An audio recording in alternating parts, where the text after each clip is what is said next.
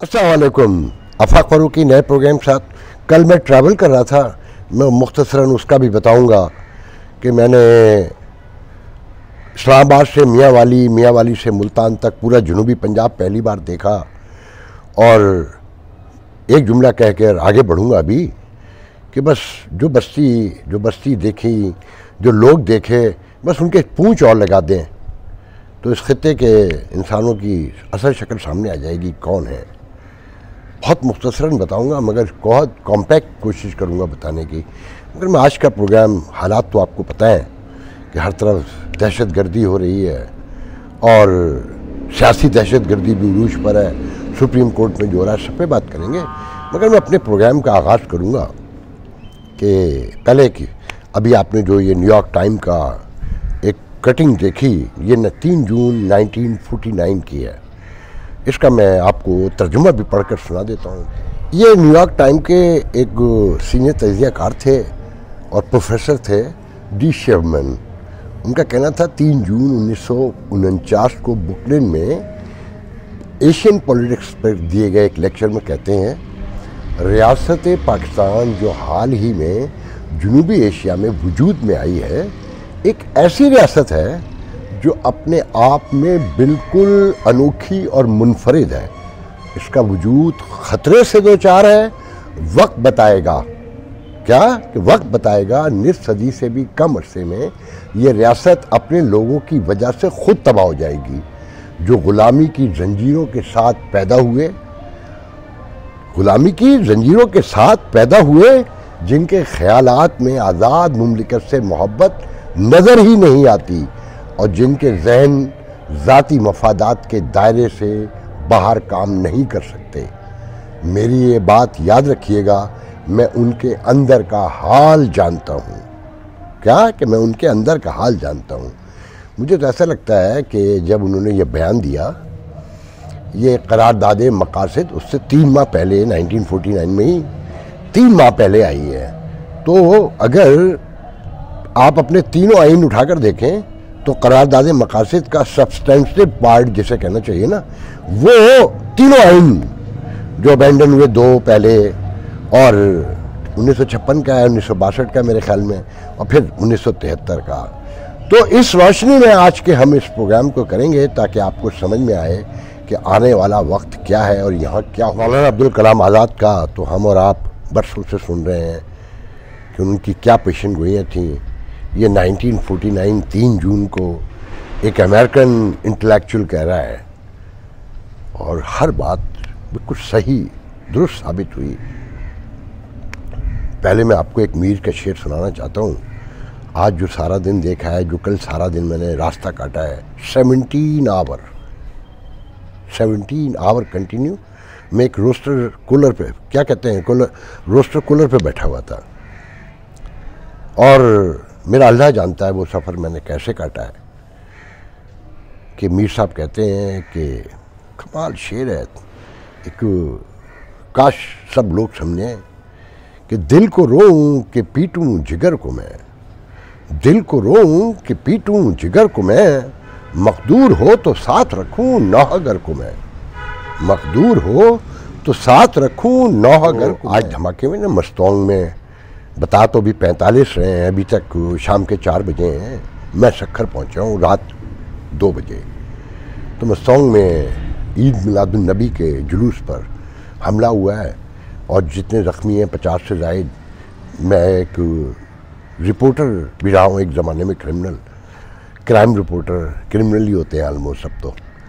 और जो मैंने देखा है उसकी रोशनी में कह सकता हूँ कि ये मरने वालों की तादाद 60 से 70 के करीब होगी।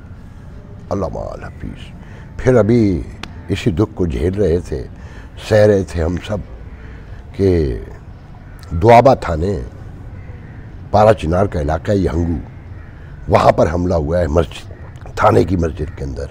4-5 लोग मरे, 30-35 दबे हुए हैं। अभी जाने कितने हलाकतें सामने आती हैं। और फिर बलूचिस्तान में ही अफगानिस्तान से आने वाले TTP के अहलकारों से, दहशतगर्दों से, कारकुनों से फ़ौज की मुठभेड़ हुई है।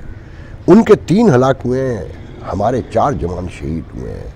और तसलसल से अगर गुज़िश्ता 1.5 साल देखें तो आपको उनके कम मरते नज़र आते हैं, हमारे जवान ज़्यादा शहीद होते हैं। ये सब कुछ नोट करें कि ईद मिलादुन्नबी वाले दिन आपके ख्याल में, हाँ, हज़रत मोहम्मद मुस्तफ़ा सल्लल्लाहु अलैहि वसल्लम की तालीमात पर अमल करने वाला इतनी सी भी जो अमल करता हो वो ऐसी हरकतें कर सकता है जो आज हुई हैं? नहीं, ये मुसलमान नहीं हो सकते, किसी भी तौर नहीं हो सकते। ये एक खौफनाक साजिश है और हमारी अपनी गलतियों की वजह से है। अभी आपको कोट सुनाया ना मैंने, आपने सुना उसने क्या कहा कि ये सब हमने बोया था। उसके नताइज हैं, जो इस प्रोग्राम को कंटिन्यू देखते हैं उन्हें याद होगा 2021 में जब स्ट्रेटेजिक रिट्रीव हुआ अफगानिस्तान से, तो कहा था कि इसका सारा मलबा आप पर गिरेगा, आपको इसकी सज़ाएं मिलेंगी कि आपकी पॉलिसियाँ, आपका मखमसे में रहना ये कॉस्ट करता है और अब कॉस्ट कर रहा है। तो ये इसको मैं कैसे देखता हूँ, बस इतना बता देता हूँ कि ये आपको पुश किया जा रहा है, रियासत को पुश किया जा रहा है कि आप अफ़गानिस्तान पर हमलावर हों। वो अफ़गानिस्तान जो पूरा का पूरा पाकिस्तान पे पलता है, जिसकी अफगान ट्रांजिट रेट के हवाले से आपने सुना होगा कि $6 बिलियन का सामान यहाँ से सामान तयूश जाया करता था उस अफगान ट्रांजिट ट्रेड में, और वो सब वहाँ क्योंकि ड्यूटी ना होने के बराबर है तो वापस आके उसी मुल्क में बिकता था। डॉलर का आपने देख लिया कि जब उसे कंट्रोल किया तो किस हद तक बेहतर हुआ है। और ब्लूमबर्ग जैसे मैगजीन ने लिखा है कि इस वक्त दुनिया की सबसे स्टेबल अगर कोई करेंसी है तो वो पाकिस्तानी है डॉलर के मुकाबले में, कि तेज़ी से डॉलर उसके मुकाबले में गिर रहा है। अल्लाह करे ये चेक एंड बैलेंस कायम रहे और ये कंटिन्यू रहे कि जिस मुल्क के इदारे टूटे हुए हों, एक अकेला इदारा और चंद अफराद क्या मिलके कर सकते हैं, कितनी देर कर सकते हैं, ये देखना है हमने। देखिए जी, ये जो सुप्रीम कोर्ट में हो रहा है आपने बहुत कुछ सुन लिया होगा। आज सब दौड़े लग गई उनकी, भाग लिए कल, और बार बार कहा जाता रहा कि अब तो सच बोलो, अब तो नाम लो, अब तो बताओ। तो क्या नाम लेंगे, सबको पता है, कौन नहीं जानता, चीफ जस्टिस खुद नहीं जानते क्या?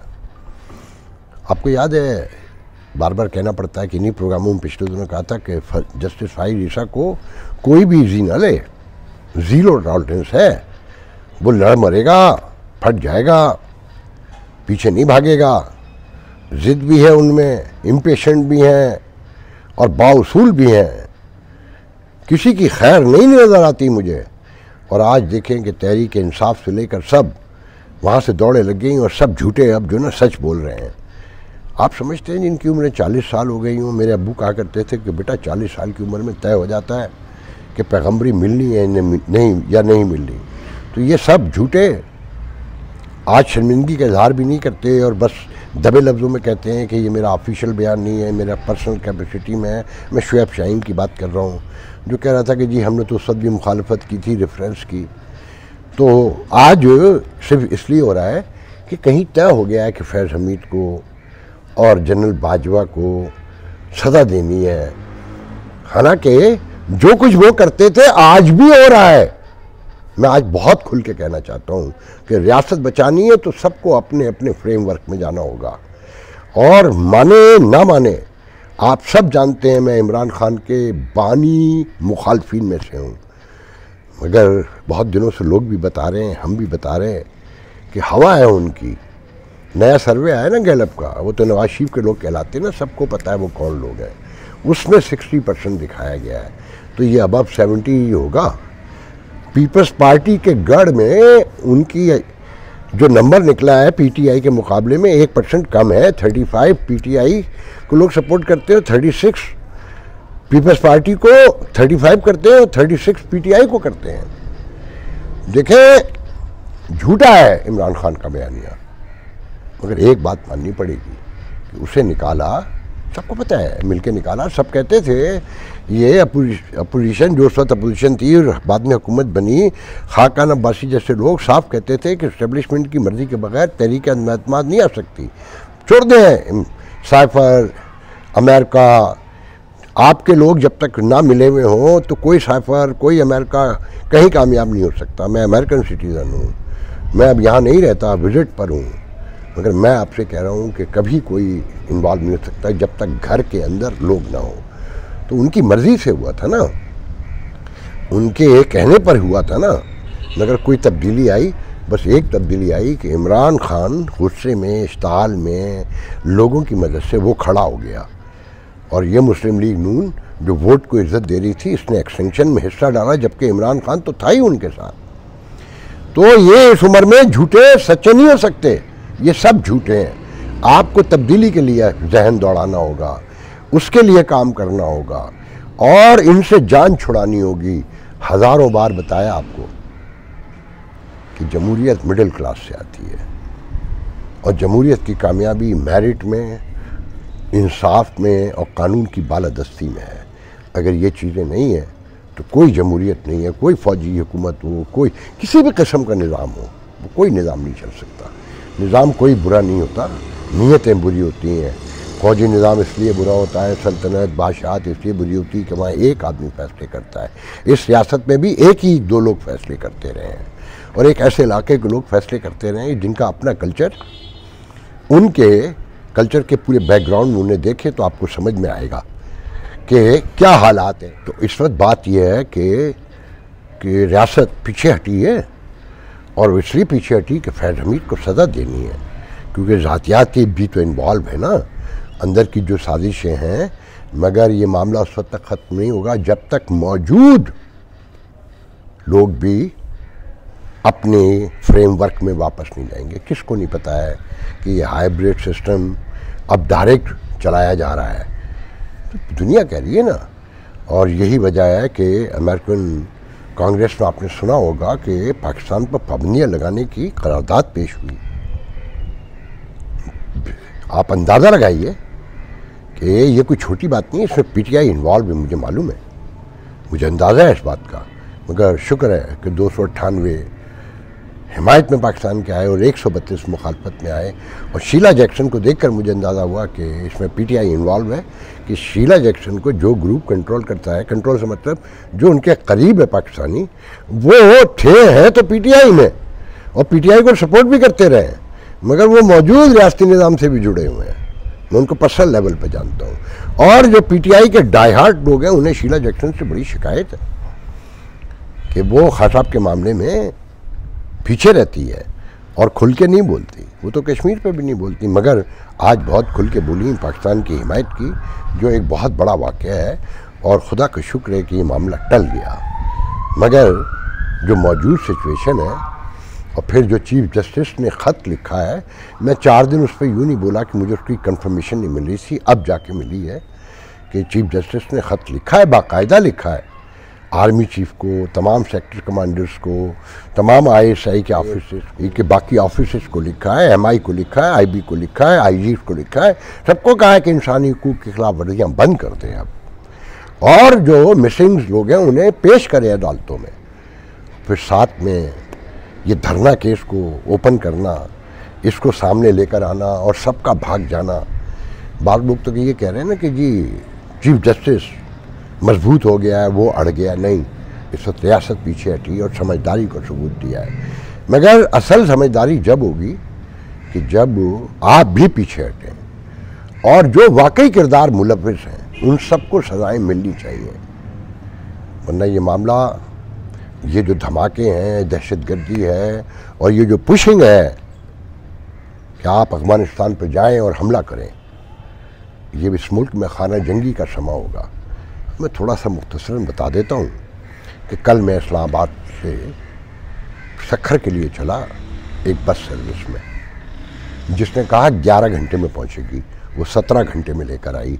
और मियाँ वाली जहाँ से खिलाफत मदीना, रियासत मदीना के अमीर निकले हैं, वहाँ से लेकर मुल्तान M5 तक जो हाईवे है, सखर तक जो आता है, वहाँ तक चलने तक धूल, मट्टी, गुर्बत, जहालत और कसमा पुरसी, हसरत, मायूसी। मैं एक रोलर कोस्टर पे बैठा हुआ था, मैंने आपको बताया ना कि मुझे याद आया कि कोई 25-30 साल पुरानी बात है कि आपने डिज्नी वर्ल्ड का नाम सुना होगा, फ्लोरिडा ऑरलैंडो में। वहाँ रोलर कोस्टर एक झूला है बहुत बड़ा, कि जो पहले एक हाफ किलोमीटर या माइल मुझे नहीं याद है, कि सीधा ऊपर जाता है और फिर ड्राम से नीचे आता है। जब हम उसमें बैठे तो मेरे साथ जो मेरे दोस्त थे, और जब वो चलना शुरू हुई और घर घर की आवाज़ें शुरू हुई, तो उन्होंने कहा आफाक हमसे गलती हो चुकी है। और वाकई वो ज़िंदगी का एक अजीब तजर्बा था। हज़ारों लोग जाते हैं उस पर, और अभी तक अल्लाह का शुक्र है। तो जब उस बस में बैठे वो मियाँ माली में इंटर हुई और जो सड़क पर घर घर और धूल मट्टी शुरू हुई है, मैं आपको बता नहीं सकता कि वो हालात क्या थे उस इलाके के, कि मैंने बकरों, गायों, भैंसों के साथ उन्हीं के अंदर बहुत गौर से देखा तो पता चला बच्चे भी उन्हीं में खेल रहे हैं। मैंने कीचड़ में बच्चों को लुथड़े में देखा। ये 10,000 मकान गुजरते थे, 2 शीश महल भी बीच में आते थे, जो सड़क के और अराउंड की पूरी मट्टी धूल में अटे हुए। मुझे हंसी आने लगी कि इन जानवरों जाहिलों से पूछो कि ये शीश महल तुमने इस धूल में, इस मट्टी में बनाए सिर्फ इसलिए है ना कि लोगों को दिखा सको कि तुम इस इलाके के जागीरदार हो, बटेरे हो, सरदार हो। नोट करें, ये सारे लगारी, मज़ारी और ये सारे बुज़दार से लेकर ये पूरा, मेरा बड़ा भाई बताता है कि तुम तो आज की बात कर रहे हो, 96 में हम मरने से बचे थे, बस उलट गई थी, इससे ज़्यादा धूल मट्टी थी। अब बीच में जगह जगह कुछ थोड़े से पैच बनाए हैं, मगर 2 मिनट उस स्मूथ सड़क पे बस चलती है, फिर उसके बाद घर शुरू हो जाती है। यकीन नहीं आता, 2-3 बड़े बाज़ार जिसमें इंसानों के हुजूम थे, बिल्कुल ऐसा लगा किसी हम जंगल में आ गए हैं, हर तरफ जानवर घूम रहे हैं। ख़वातीन बिल्कुल उनकी शक्लें बच्चों की और ख़वातीन की ऐसे ही शक्लें थीं जैसे थर के नए हिंदू भील आपने देखे होंगे, पसमानदा तरीन लोग जिन्हें ना पीने का पानी नसीब है, ना ग़िज़ा पूरी है, जिनके बच्चे मर जाते हैं। पूरा जनूबी पंजाब मैंने वहाँ से क्रॉस किया, मियाँ वाली से बखर, नीला बखर, लिया, मुजफ्फरगढ़ और पता नहीं कौन कौन से शहर बीच में आए। यकीन नहीं आता था कि ये कोई इंसानी बस्ती है, मैं तो समझा था सिंध ही ऐसा है। बस दुआ कर सकता हूँ कि अगर इस रियासत को और आप लोगों को होश नहीं आया, और मुझे नहीं लगता कि आपको जल्द होश आने वाला है, कि बस में 7 घंटे लेट थी। किसी के चेहरे पर आपस में बातें करते थे, मगर जब फ़ोन आता था 40 लोगों को मैंने नोट किया, वक्फे वक्फे से, ख़वातीन से लेकर जितने लोग भी थे सबके फ़ोन वक्फे वक्फे आते रहे, मगर अल्हम्दुलिल्लाह, शुक्र अल्हम्दुलिल्लाह, अल्लाह का शुक्र है, हर बात में शुक्र है। और हर नमाज के वक्त बस रुकती थी, और 80% बस में जो लोग बैठे थे वो नमाजी थे, और अक्सरियत पश्तून आबादी की थी उस बस में, जो सब कराची जा रहे थे, जिनके ख़िलाफ़ रियासत ने एक बहुत बड़ा क्रैक डाउन का ऐलान किया है। मुझे नहीं पता वो पश्तून खाली पेशावर के या हमारे KPK के पश्तून थे या उसमें कुछ अफ़गानी भी थे, आई हैव नो आइडिया। मगर इस मुल्क में कहा यह जाता है कि अफ़गानी और हमारे ही कुछ इलाकों के लोग, पश्तून आबादी ने इस मुल्क की तमाम मार्केटों पर सब ने कब्ज़ा कर लिया है, जो साफ़ कहते हैं कि उनके पास ड्रग का पैसा भी है, असले का पैसा भी है, और जाने किस किस चीज़ का पैसा है, स्मगलिंग से लेकर। ये रियासत चारों तरफ से इस वक्त घिरी हुई है। अगर आपने डिसिप्लिन को फॉलो नहीं किया, आज के दिन स्पेशली जश्न ईद मिलादुन्नबी के जुलूस तो अभी 3 यहाँ से गुजरे हैं, आपके पास शहरों से भी गुजर रहे होंगे, आप उसमें शामिल भी होंगे, मगर उसका पैगाम एक ही है कि डिसिप्लिन, यूनिटी एंड क्लीननेस, जिसका इन तीनों चीज़ों का इस रियासत में कहीं दूर दूर तक कोई वजूद नहीं है।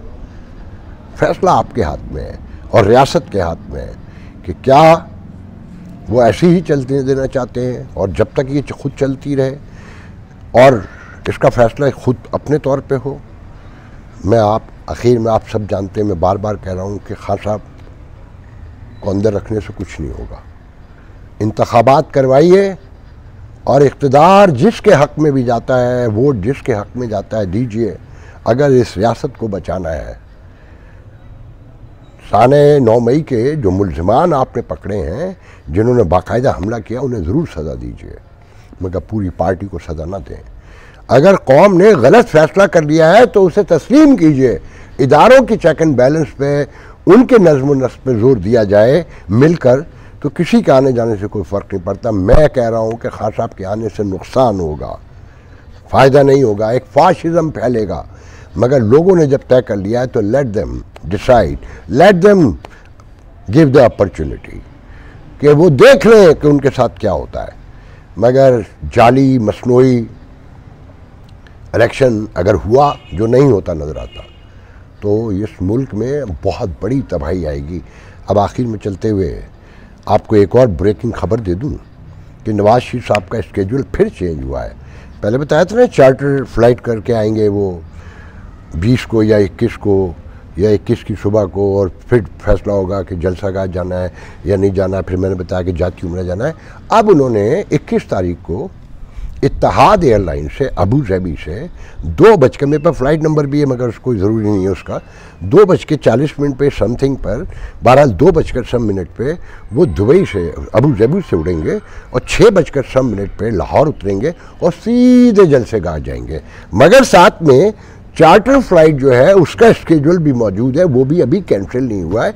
ये क्या गेम है, ये आने वाले दिन में पता चलेगा कि वो इत्तेहाद एयरलाइन से आते हैं या चार्टर से आते हैं। मगर और चार्टर और जो इत्तेहाद एयरलाइन है उसकी पूरी बिजनेस क्लास नवाज शरीफ के लोगों ने और उन्होंने किसी एक ने की होगी, पूरी बुक कर ली है। उसमें किसी को कोई बिजनेस क्लास में सीट अवेलेबल नहीं है, सारी की सारी मुस्लिम लीग नून के पास है।